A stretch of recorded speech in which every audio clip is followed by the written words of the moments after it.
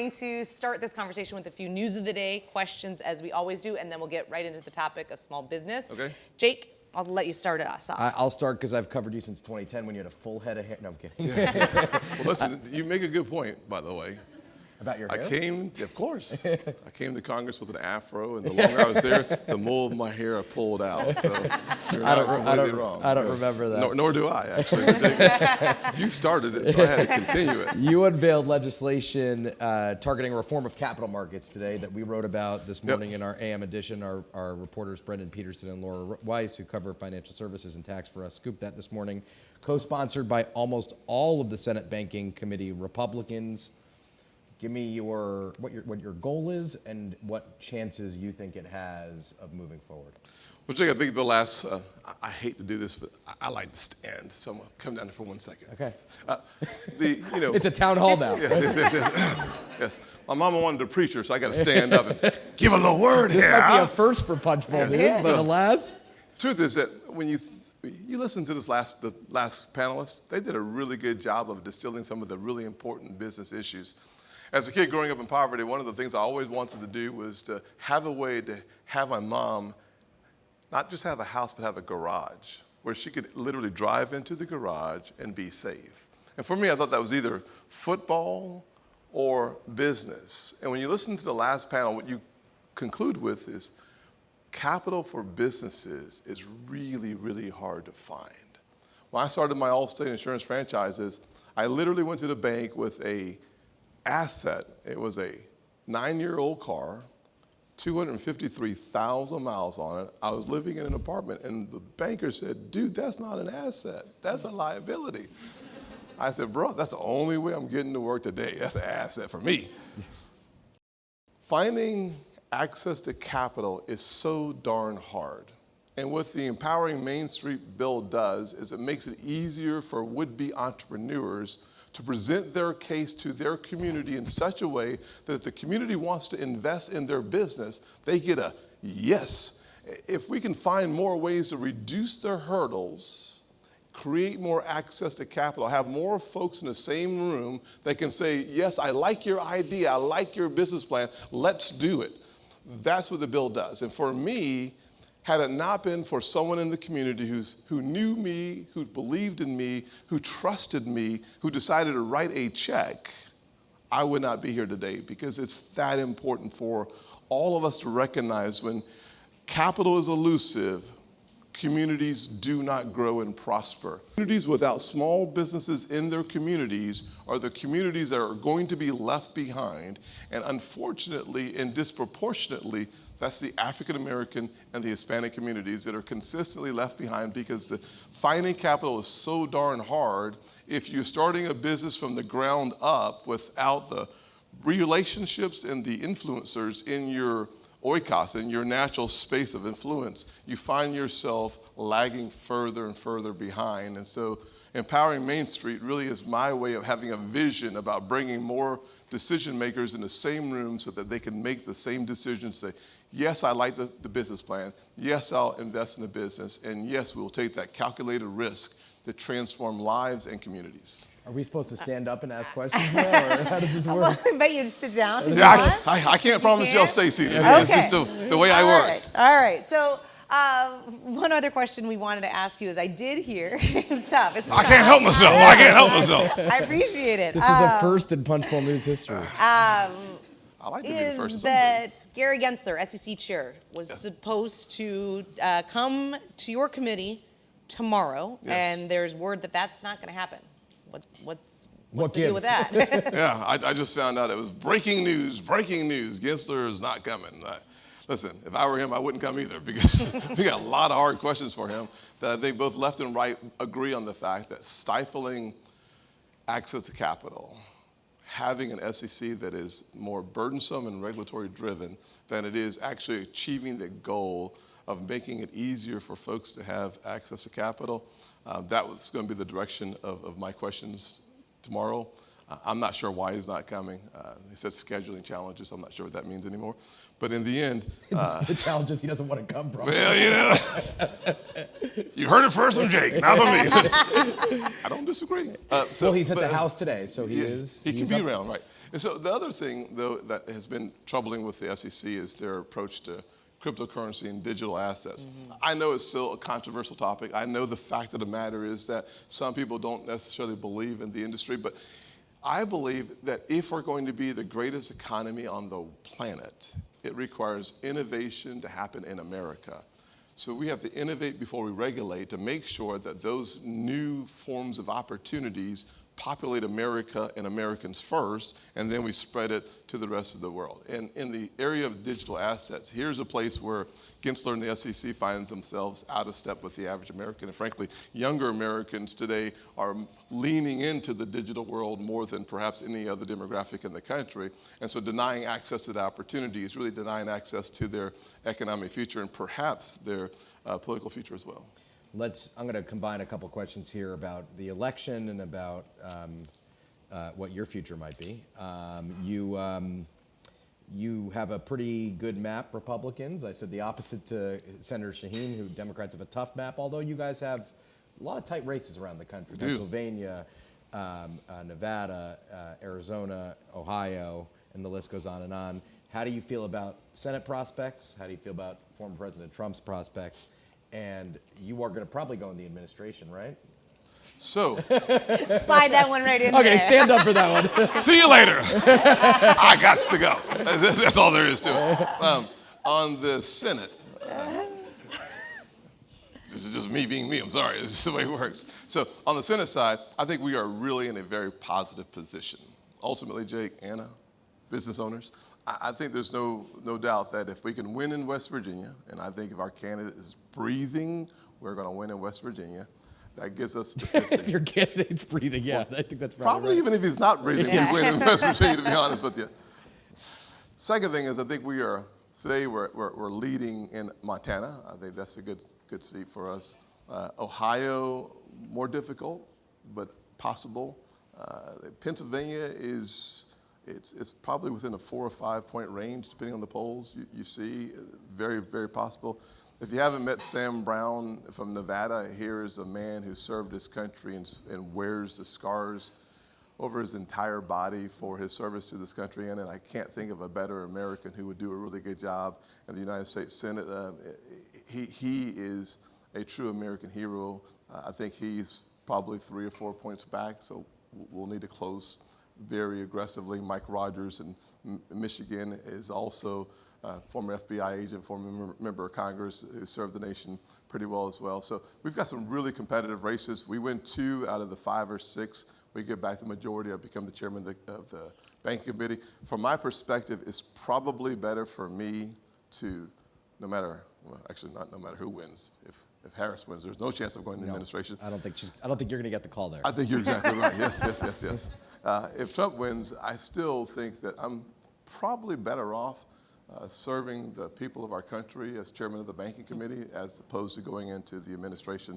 We'll see what happens, obviously, but in the end, my hope is that I have a chance to cast a vision about what's possible for this nation economically and do what was done for me, which was create opportunities that led to real transformation of a community. And we'll probably have a better chance of getting you for an event if you're chair of the Senate Banking Committee rather than.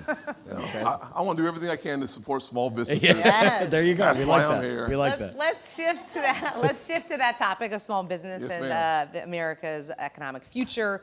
We were talking with the Senator Shaheen about small businesses and priorities for the end of the year. Looking to have an omnibus, probably. What do you think could get done before the end of the year? Are there any priorities you have for a package in the small business realm, and then maybe even project a little bit into the new Congress? Well, certainly we just introduced our Empowering Main Street. I'd love to see that become a reality. I'd love to see more business owners have access to capital as soon as humanly possible. That likely will take until next year. Yeah. I think the lame duck's going to be it's going to be a freak show in the lame duck, to be honest with you. It's going to be fascinating to watch all these folks come together and try to figure out how to knit together a Christmas tree package called a bill that passes. And so that process is begun in earnest several weeks ago, actually, probably 2 months ago. And we're going to see what happens with that Christmas tree. I mean, everyone's attaching to the NDAA, the must-pass vehicle, what they want. So I think that's the most likely outcome, is that the NDAA gets done with a host of things unrelated to our national defense being a part of that package. Secondly, I'd say that there certainly is some interest in tax extenders and things getting done in the financial space. I find that to be a little more difficult to see happening, to be honest with you. With the caveat that it really depends on whether former President Trump wins or Vice President Kamala Harris wins. Next year for tax policy is huge. Indeed. I mean, you have a whole host of tax provisions up for renewal. How do you give me your assessment of where you think things are going to head? Yeah, I think no matter who wins the race, Kamala Harris, Donald Trump, the truth is that tax reform will be on the docket. It's absolute essential. The question is, how do we help the American people avoid a $4 trillion tax increase, the largest tax increase in the history of our country? I think both sides will be interested in doing that. I think, obviously, that under President Trump, we would have an opportunity to extend the TCJA from 2017. It would take us winning the House, winning the Senate, so the trifecta.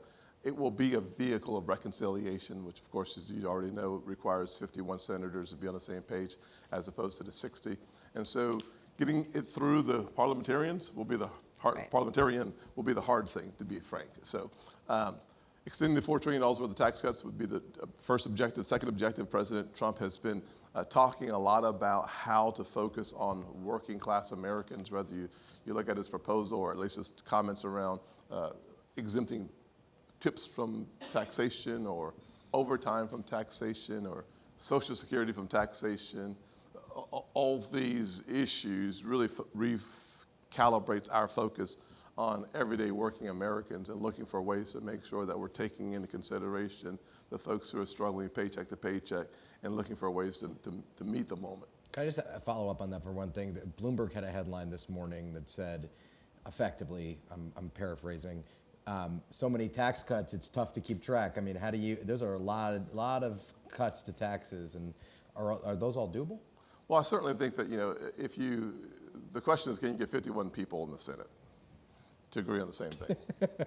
Let us pray, because that is hard work in any environment, perhaps harder now than it's ever been, even harder than it was in 2017 when we were able to get, I think, 51 out of 52 to say yes to the same thing. There's a lot of tension in politics, not news to anybody here, I'm sure. Thank you, Jake. Appreciate that. And so getting people on the same page, I think, is really an important part. I think we'll get something done, and my hope is that we will focus where we focused in 2017. I had the good privilege of the fortune of writing the personal side of the tax code for the Senate Republicans, and one of the things I focused on was a single mom like the one that raised me. We reduced her tax burden to the federal government by 73%. I hope we start with the working class folks who desperately need more of their resources in their own pockets in order to meet the moment. Number two, I hope that we understand and appreciate that capitalism requires capital. The more you tax capital, the less you have of capitalism. Therefore, the fewer businesses will be created around the country. And so one proposal on the left has to do with taxing unrealized capital gains. I'm not sure how you do that, how you pay it.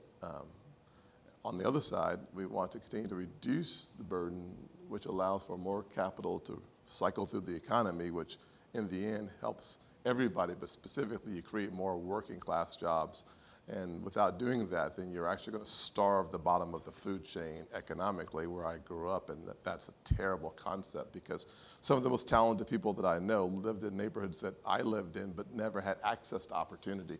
And so focusing on how to bring opportunities back to those neighborhoods, as we did through my Opportunity Zone legislation, is incredibly important. It brought over $84 billion into the poorest communities, majority minority communities that have seen 8% raise in 8% wage growth, 60% increase in the property values, and about 70% of the people, I believe it was, owning their own property, which means, and only less than a 5% gentrification rate. So we were able to make people's lives better, make communities stronger, and attract more jobs to folks who can't really afford the transportation to get to them, at least in my communities. where I grew up. So that's the kind of stuff that we should be working on. If we do that and we do that well, I believe you'll see a brighter day, morning in America again. So you mentioned at the top that you were a small business owner. Yes. We've been kind of talking around the country this past year with a lot of small business owners, kind of the challenges that they do. Goldman Sachs, 10,000 Businesses does surveys about it. One of those issues has really been workforce. Yes. You have become a big advocate around apprenticeships as one way to solve those workforce challenges. Can you talk about the programs that you were thinking about and how they might be beneficial for employers and sure. workers? Well, Anna, if you just start with the net effect of having a job, your life is better, your community gets better, your family is better. And you look at what are the hurdles for business owners to say, I'm going to take the calculated chance, not a risk, but a calculated chance on hiring someone without the skills to do the job.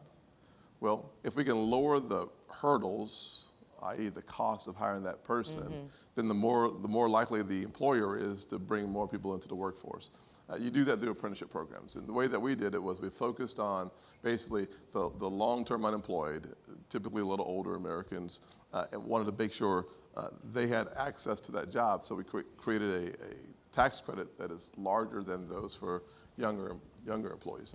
And so, but both were incentivized to do the right thing, which is to take a second look at the talent pool. I'd say this though, if we're going to help people get better jobs, we're going to have to focus on our K through 12 education system. Because the truth of the matter is the closest thing to magic in America is a good education. And unfortunately today, communities, once again, the poorest communities, whether it's the inner city, like Chicago or a rural part of Iowa, those kids today are less educated than they need to be to meet the needs of our very, very diverse workforce and workforce needs. And so what we need to do is make sure that we're focusing our attention on K through 12 education and providing parents with a choice so the kid has a better chance to succeed. Goldman Sachs 10,000 Small Business Voices polls and surveys their small business owners. One of the big issues that comes up regularly is that hiring and retaining workers is a big challenge. What could be done at the federal, state level? What is done? What has worked in South Carolina, your state, which is a beautiful state? Yes, sir. Thank you.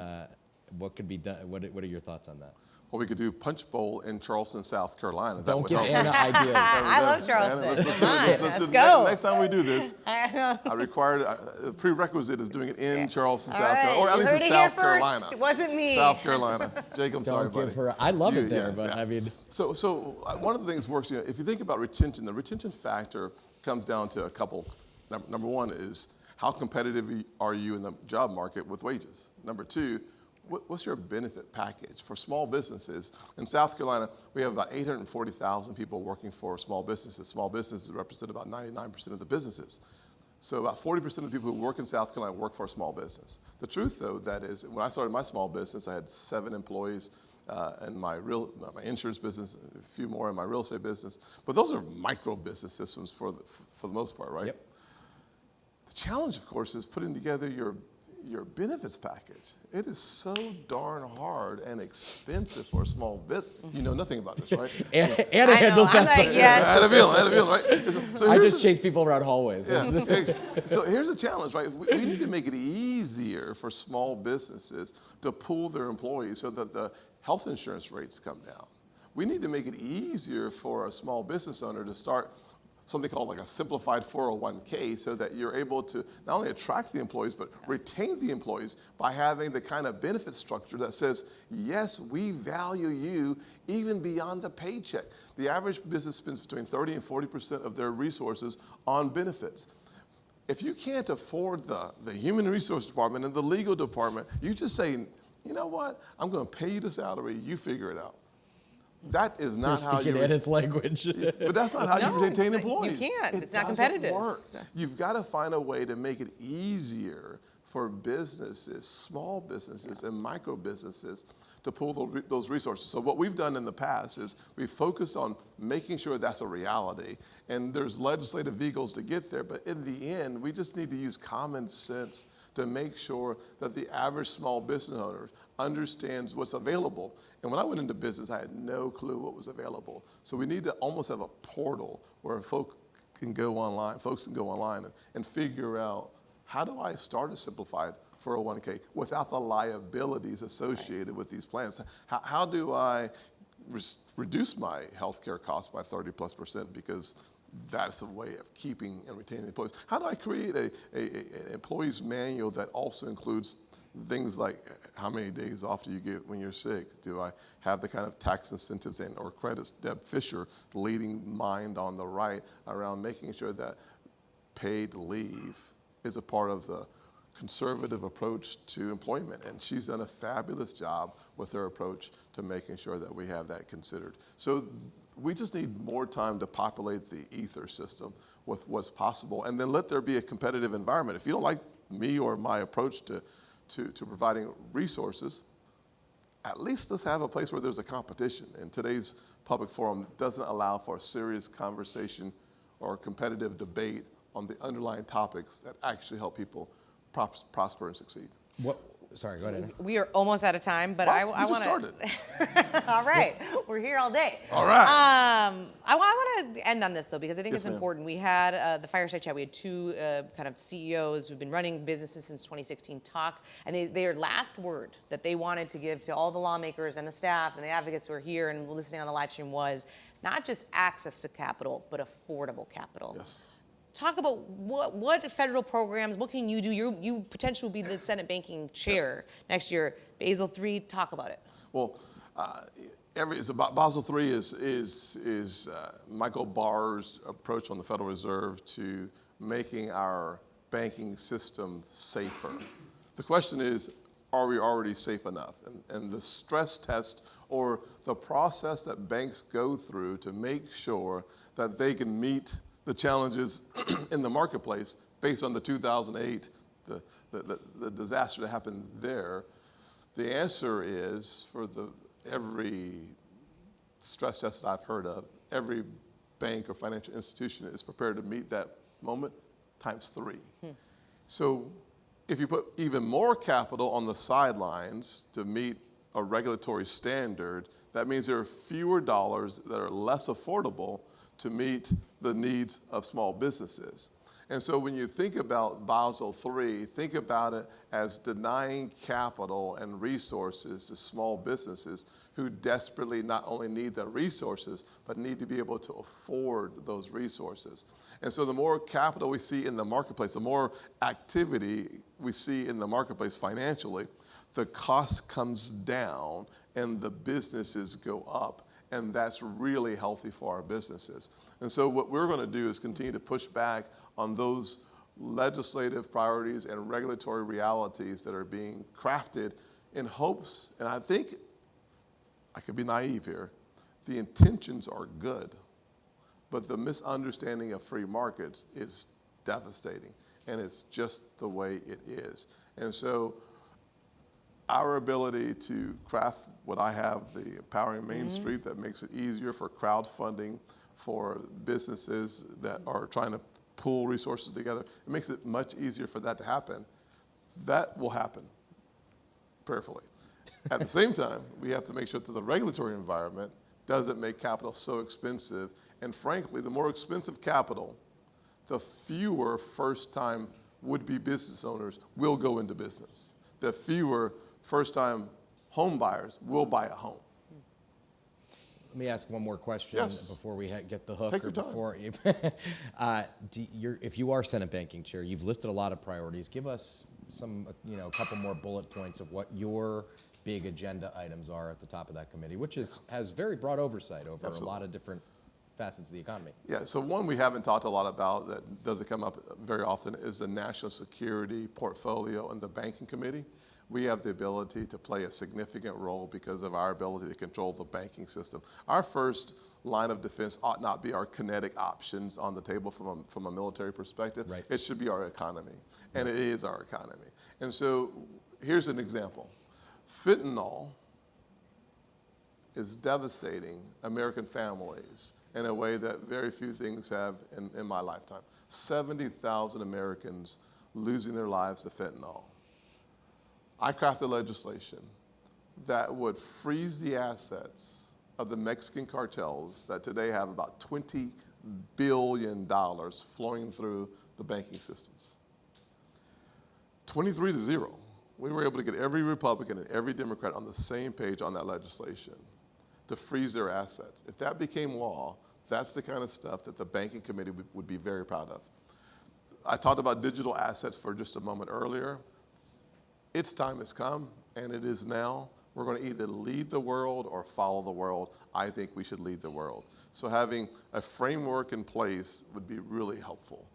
Number three, the burdensome regulatory environment, whether it's the SEC or the CFPB, we have a lot of work to do to have responsible regulatory environment and not an oppressive regulatory environment. And finally, housing. We have the real estate or urban development as a part of the banking umbrella. African American home ownership is around 41%. Hasn't changed much in 50 years. Hispanics around 60, white Americans well over 75%, Asians near there and starting to climb even higher. We need to take an approach to providing affordable homes. I have something called the Road to Housing legislation that really reduces the cost of home ownership by reducing the cost of a closing, by getting rid of the red tape that makes it so hard.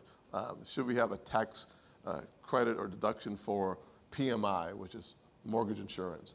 There are some things that we can do that actually reduces the cost of home ownership. And there are proposals today that would actually do the exact opposite, even though with good intentions.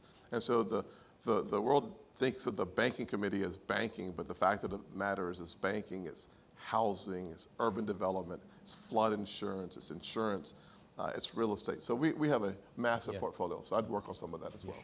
All right, Senator Scott, we're going to leave it there. Thank you Thank so you. much. We appreciate it. Appreciate it, Anna. Yes, ma'am. Appreciate it. Thank you.